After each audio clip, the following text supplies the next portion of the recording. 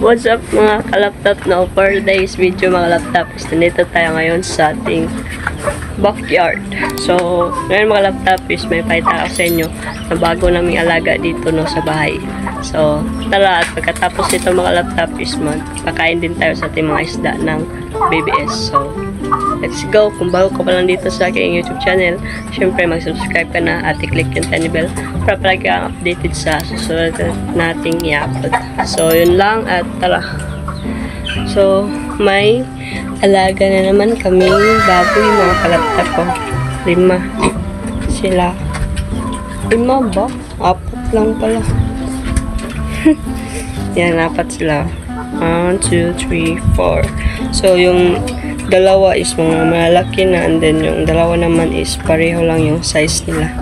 So, mga ilang weeks na din sila dito mga laptop and then ngayon ko lang na vlog kasi nga busy tayo and then araw ng Sabado din. So, ayun, may time tayo para magpakita sa kanila ng yan, yung alaga nating baboy. So, ayun, yun lang sila and then dito sa ating is marami tayong manok. Yan yung mga manok guys. Yan. And then may alaga din akong manok dito. Puti. Ito yun. Ito yung alaga nating puti na manok. So nabili ko lang yan ng 25 pesos mga laptop and then RTL pala yun na manok. Ayan, puti siya. Ayan. Maputi talaga siya kasi RTL siya na manok. And then, maliit pa lang yan sila makalaptop.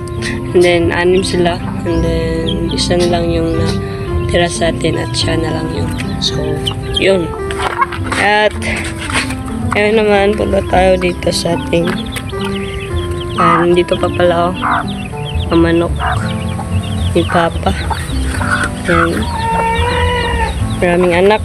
And then, ito yung mga nakawala lang. Yan. Umuwi naman sila makalaptop pag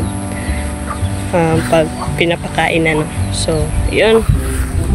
Punta tayo sa ating mini fish barracks kasi magpakain tayo ng isda natin dito. So, yun. Kain tayo ng BBS para maganda sila. So, ayan na.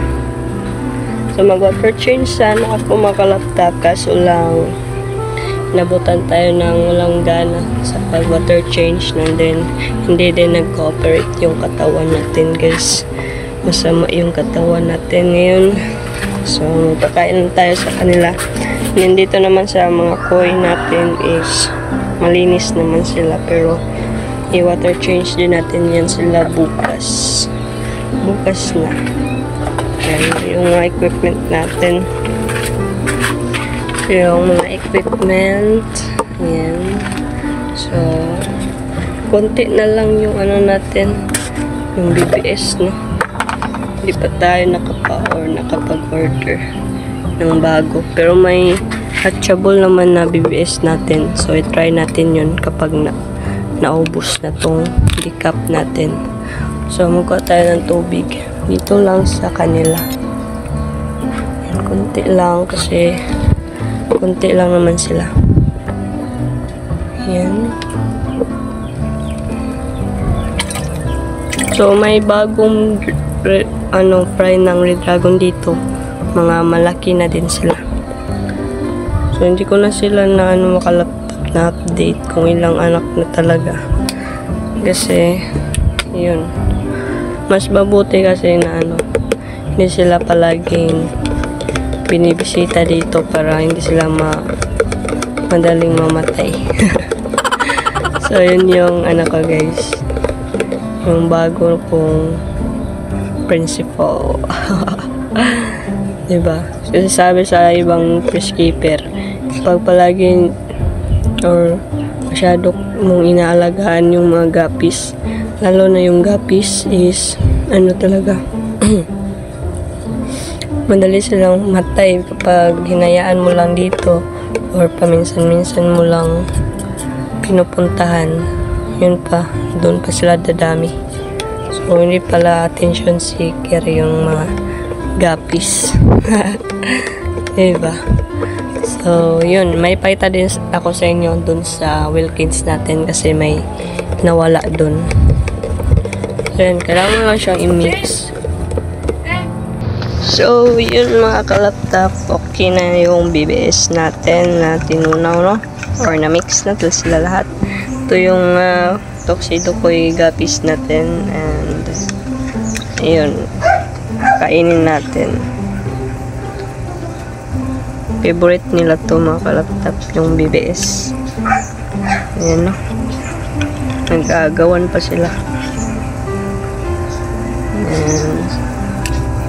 Maganda din yung kulay nila dahil sa BBS and madali lang talaga silang lumaki. Lalo na dito sa ating mga gapis. Ito yung mga breed or mga anak ng Red Dragon gapis natin. Pang third batch sila pero yan mga malaki na. Dahil yung pinapakain natin kung hindi BBS, Koi King. Bisa din yung Koi King sa pag sa ating mga gapis. Yan na yung mga natin, Red Dragon.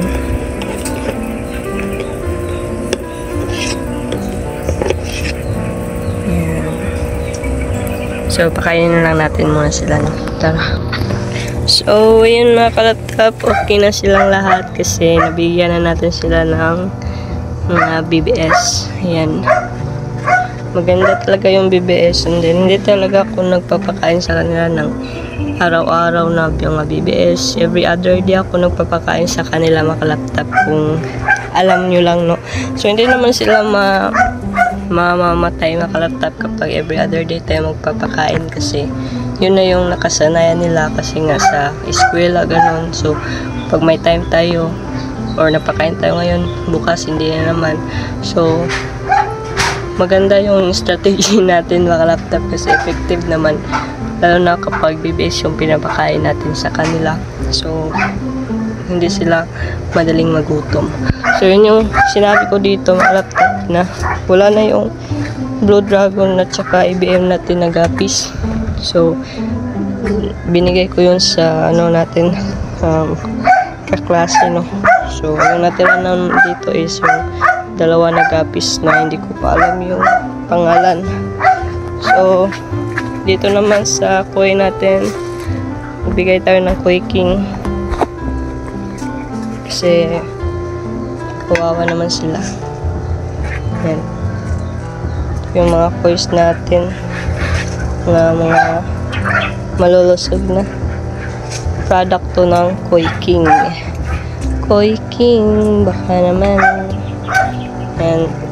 So ayan lang sila, konti lang yung ibibigay natin, yung maubos lang talaga nila, no? Kasi sayang naman. So yun lang mga kalaptop, no? Salamat pala sa panonood, and then don't forget to like, share, comment, and subscribe to my channel, and click the tiny bell para updated sa susunod nating i-upload. So yun mga kalaptop, marami nagtatanong kung may available na ba tayo dito. So hindi ko pa masabihan kasi yung mga Tuxedo Koi natin is maganda silang tingnan, and then maraming nagkakagulo dito kasi sa kulay nila, kasi matingkad yung kulay nila. Ayan. So papadamihin ko pa talaga to sila mga kalaptop, and baka nga ilagay ko sila doon sa ref tab natin na walang laman para mas dadami pa talaga sila, and isama na natin yung ibang batch ng Tuxedo Koi. So yun lang, paisipan ko muna yan. So yun lang mga laptop, salamat pala sa panonood, and please like, share, comment, and subscribe to my channel kung nagustuhan mo tong video na to para makaabot tayo sa 1,400k subscriber dito sa YouTube ko, no? So yun lang mga laptop, and magka-13 tayo bukas. So yun lang, peace out.